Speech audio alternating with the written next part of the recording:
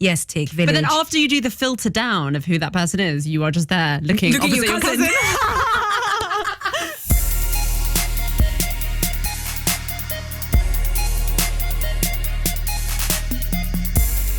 Especially in our community, if someone said that they were gay or a lesbian, often, and this has been my experience, the elders, the mums, the dads, the nannies, the aunties, the uncles are like, someone else influenced you.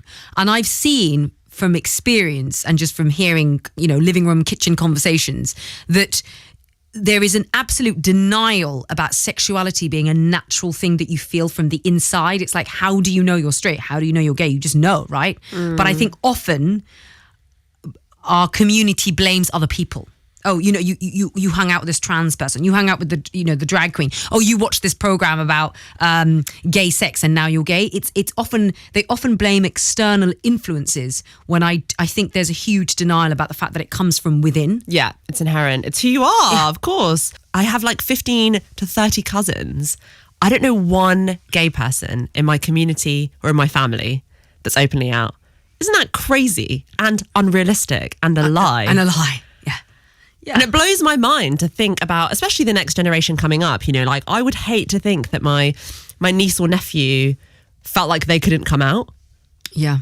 But then you've got to pave the way for them, don't you? You've got to be like, of course it's okay to be who you want to be. In our communities, it should be. I didn't think I knew what gay was till I saw it on TV once. And then when your parents know that you know what homosexuality is, that's when they put the fear of God in you, and that's when they start putting their homophobia to you, and then you you kind of deflect it onto other people. One time I was scrolling and I saw a thumbnail, like you said, of an Indian woman, and I was like, oh my God, no!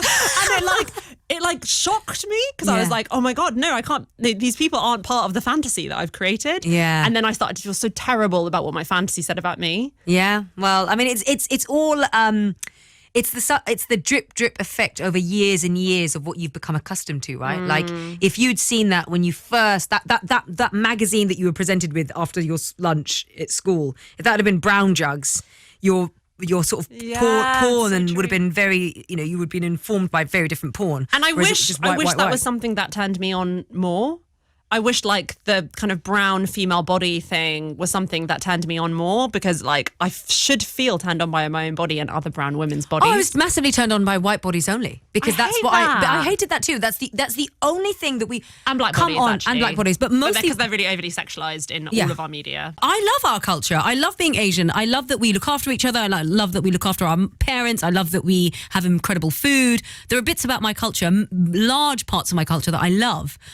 So I think just because we date outside of our race doesn't make us race traitors or anything. It's just that's what we prefer. In relationships and in friends, I've always loved making friends with people from different cultures, different backgrounds, all walks of life. That's always been my mantra. Like I've never ever been in a friendship group where everyone looks like me or talks like me. Ever. It's just something that's never appealed to me, and maybe I've taken that into relationships. Yeah, and I grew up in quite a big family, and everybody married.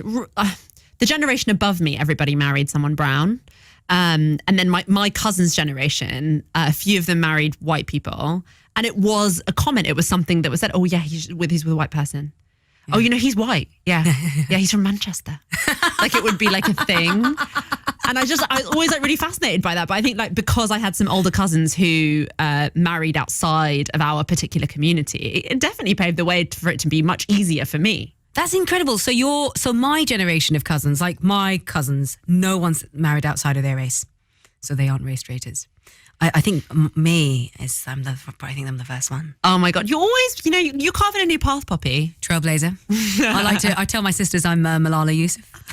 The Malala of the family. The Malala of the family. I'm really not knocking Malala. I love her. I'm not comparing myself to her. This is a joke. But yeah, it really astounds me that my cousins, all of them have married Bengali. I so remember a cousin who married a white guy and then it broke up, right? Oh. And then the family discussion was like, well, of course. I told you so. That is what happens when you marry outside of your race. Which is a preposterous thing to say. Divorce doesn't happen in our community, but it happens over there. Yeah. But actually, I've got loads of uncles and aunts who are divorced now. So And they've married in their inner circle. Yeah, exactly. They've married within the community and then ended up divorcing. Like it basically doesn't matter who you marry, whether it's white, black, blue, anyone who you have a relationship with could end in divorce. The world is cruel. The world is cruel. But also I think one of the things I really hate about our culture is the colorism and the sort of internal racism that exists, not just towards black people, but, you know, if I bought a Hindu home, I mean, what is that? It's not really racist, is it? It's like xenophobia or whatever it is. It's like the kind of innate, ingrained prejudice you have. Even, they have to be Sunni. They couldn't even be Shia. Yeah. It's like a pathway of man.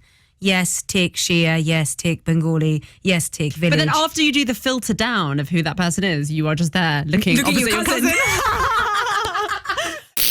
Brown girls do it too.